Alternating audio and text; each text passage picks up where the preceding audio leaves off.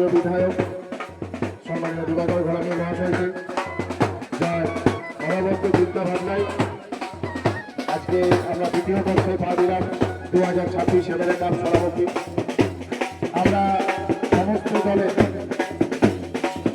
যে সমস্ত দল ইতিমধ্যে আমাদের মধ্যে উপস্থিত হয়েছে,